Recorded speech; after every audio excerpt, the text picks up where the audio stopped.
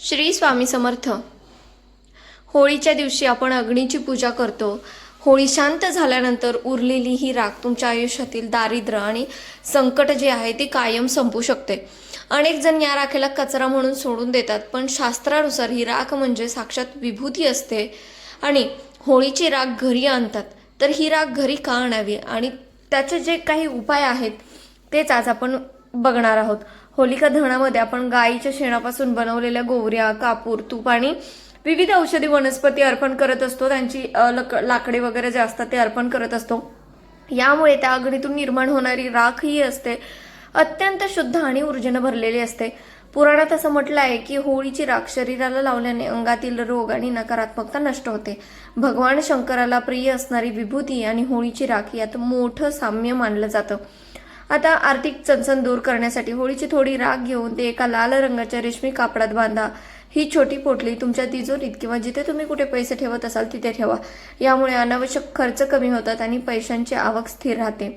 नजर दोष आणि करणी बाधेपासून मुक्ती। होळीच्या राखेचा टिळा घरातील लहान मुलांच्या आणि आजारी व्यक्तींच्या कपाळावरती लावा। जर एखाद्याला खूप नजर लागली असेल तर चिमूटभर राख त्याच्यावरून 7 वेळा ओवाळून घराबाहेर टाकून द्या। वाईट शक्ती आणि नकारात्मकता दूर होते आणि घरामध्ये शांती होते। होळीची राख घरी आणून ती गंगाजलात किंवा शुद्ध पाण्यात मिसळा। हे पाणी घरातील प्रत्येक खोलीत आणि मुख्य दरवाजावरती शिंपडायचे। घरातील वास्तुदोष संपून घरात सुख, शांती आणि सकारात्मक ऊर्जा संचारते। आता ज्यांच्या पत्रिकेत शनी, राहू किंवा केतूचे दोष आहेत त्यांनी होळीची राख अंघोळीच्या पाण्यात टाकावी। थोडी राख त्या पाण्यात टाकून त्या पाण्याने स्नान करायचं आहे। ग्रहांची पीडा यामुळे कमी होते आणि कामात येणारे जे अडथळे आहेत, जी बाधा आहे ती दूर होते।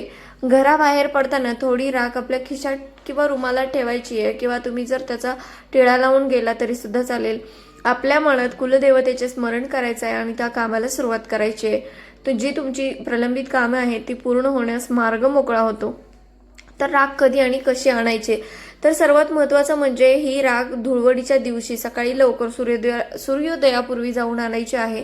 राख आणताना कोणाशीच बोलायचं नाही। मनात ओम नमो भगवते वासुदेवाय, ओम नमो भगवते वासुदेवाय या मंत्राचा जाप करायचा आहे आणि शक्य असल्यास ही राख चांदीच्या डबीत किंवा मातीच्या पात्रात साठवून ठेवायची। चांदीची डबी शक्यतो प्रत्येकाकडे असणं शक्य नाहीये, पण मातीचं पात्र तर सर्वांकडेच असतं, तर त्याच्यामध्ये ठेवा किंवा तुम्ही पुडी बांधून सुद्धा ठेवू शकता।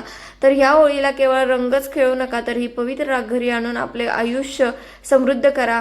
आणि हा व्हिडिओ तुम्हाला आवडला असेल तर लाईक, शेअर करा। श्री स्वामी समर्थ लिहायला विसरू नका। श्री गुरुदेव दत्त। श्री स्वामी समर्थ।